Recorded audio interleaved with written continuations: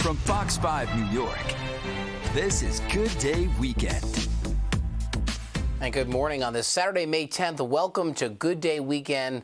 I'm Richard Giacovas here in the Fox 5 newsroom. Thanks for joining us live right here on the Fox Local app. We begin with breaking news this morning. Take a look at this. That was a 22-story Sheridan Crossroads Hotel, which has just been imploded. A New Jersey landmark that has stood adjacent to I-287 in Mahwah, New Jersey for nearly 4 decades, officially a pile of rubble. You may remember the iconic rows of gleaming glass windows that maybe made you turn your head for a second while driving. The Sheridan Hotel closed in 2023, and officials say the building was demolished today in an effort to redevelop the area. Sign of the times. We will have much more on the demolition tonight on the 6 and 10 o'clock news. Meanwhile, Newark Mayor Ras Baraka has been released after being arrested at a federal immigration detention center in his city. It all happened outside Delaney Hall in Newark yesterday afternoon. The interim U.S. attorney for New Jersey says the mayor trespassed and ignored warnings to leave the detention facility. The mayor and Democratic candidate for governor insisted he did nothing wrong. Now we'll look at your forecast. Finally, the sun is back and temperatures in the low 70s. Into tonight, it'll be mostly clear. And tomorrow, a winner for Mother's Day. Nice for mom. Sunny, and it'll be even warmer than today, with highs getting into the mid to upper 70s. And by this time next week, New Jersey Transit train cars could be off the rails and on ice. Next Friday is the strike deadline, and both sides seem to be pretty far apart, but they're going to try to hash it out in their differences in Washington on Monday in a meeting with the National Mediation Board. Fox 5's Jessica Formoso has the latest from Penn Station. NJ Transit officials and the union representing its train engineers are at odds. With just a week left before a potential strike, the president and CEO of NJ Transit says he believes the union, the Brotherhood of Locomotive Engineers and Trainmen, wants its members to walk off the job. They are intent on striking, not for some abstract reason, because they're trying to make New Jersey the test case for the rest of the country. Wages is what is keeping them from striking a deal. The engineers have been working without a contract since the end of 2019. Last month, a tentative deal had been reached, but nearly 90% of the union members rejected it. All we're asking for is equity. We're asking for parity with other people within the region. When you look, we've lost 8 engineers, at least in the last month, to other railroads, to Amtrak, Long Island Railroad, who pay more. NJ Transit says in 2024, the average wage of an engineer was $135,000, but that math does not add up for Tom Haas, chairman of the union. According to his calculations, on average, his members made $113,000 last year. Right now, NJ Transit engineers get paid $39.78 an hour. NJ Transit officials say the rejected deal would have put them at $49.82 an hour, at par with LIRR engineers. He now wants a pay raise every year going back to 2020 that is 2% more than anybody else, and then he wants 3% on top of it every year going from now till 2030. Money he says the agency can't afford to pay. If there were to be a strike, it would cost NJ Transit $4 million a day to accommodate riders. Well, I wouldn't be able to get into the city. There's no other way I can get into the city. So it's a disaster. Well, it would really mess me up. And with the clock ticking, both parties have now been called to Washington, D.C. to meet with the Federal Mediation Board in hopes of striking a deal. That meeting is set for Monday. At Penn Station, I'm Jessica Formoso, Fox 5 News. Columbia University says it has suspended a total of 65 students after a pro-Palestinian protest on campus earlier this week. The suspensions are pending further investigations. Police say at least 80 protesters were arrested on Wednesday after forcing their way into the library. They were charged with trespassing following an hours-long standoff.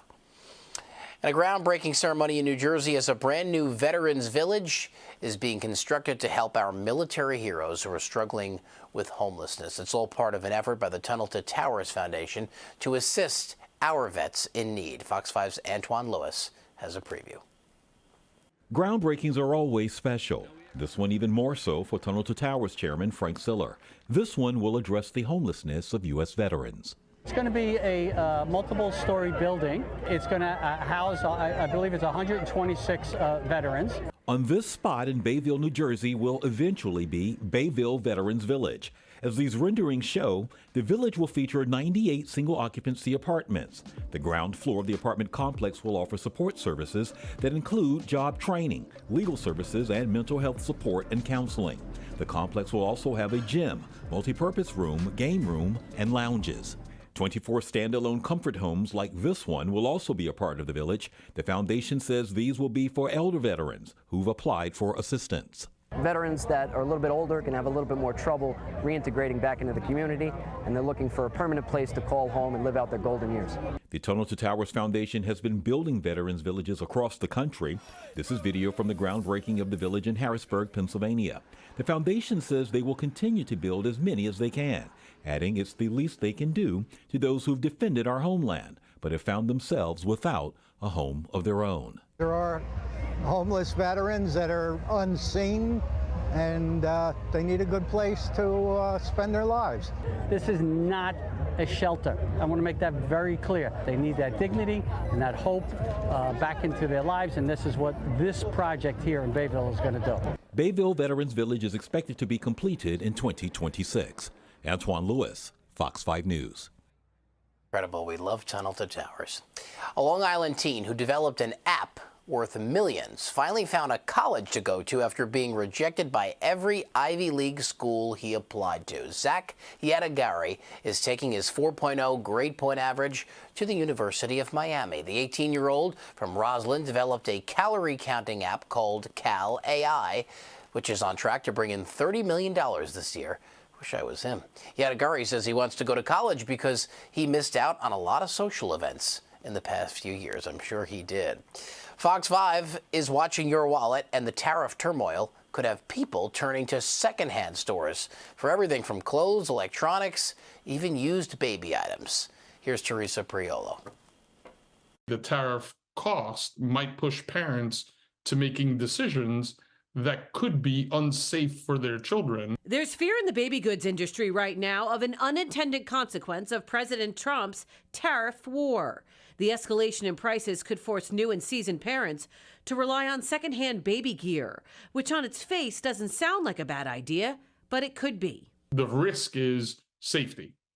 Ultimately, child safety is what this is all about. There is not one car seat, infant or otherwise, manufactured in the U.S. They're all stitched, sewed, and in many cases assembled in China. And so with it will come a 145% tariff, since car seats are not currently an exempt item. So what's a parent to do? Pay hundreds more on a seat already several $100s? Or turn to the secondary market? Jason Mundy is a child passenger safety tech. He helps install car seats. You don't have Carfax on a car seat. Some sellers on Facebook or eBay show when the car seat was purchased and when it expires, but many don't. They also don't detail if there's been a car accident or if there's mold in the seat. It's the same situation at a garage sale or a thrift shop.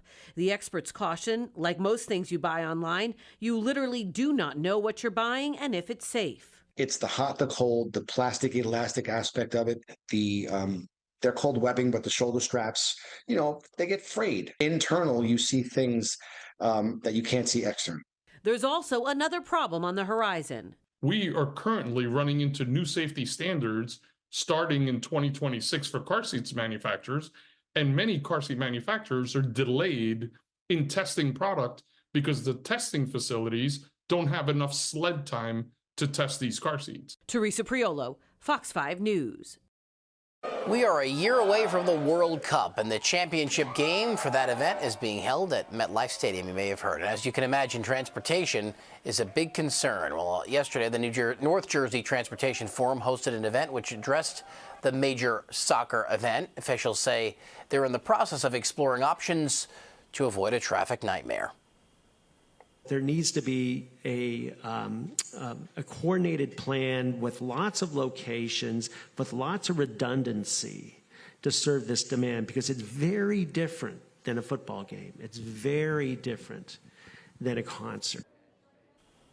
It sure is. Before the World Cup will be the Club World Cup this summer, and some of those matches will be held in New Jersey. Transportation officials say they'll see how that event goes and make adjustments for the actual World Cup. By the way, you can catch the 2026 World Cup right here on Fox. And another look at your forecast. Bright and breezy today. Temperatures in the low 70s. Tonight, mostly clear, and tomorrow, nice for Mom, with highs in the mid 70s. Doesn't get better than that. Don't go away. We'll be right back.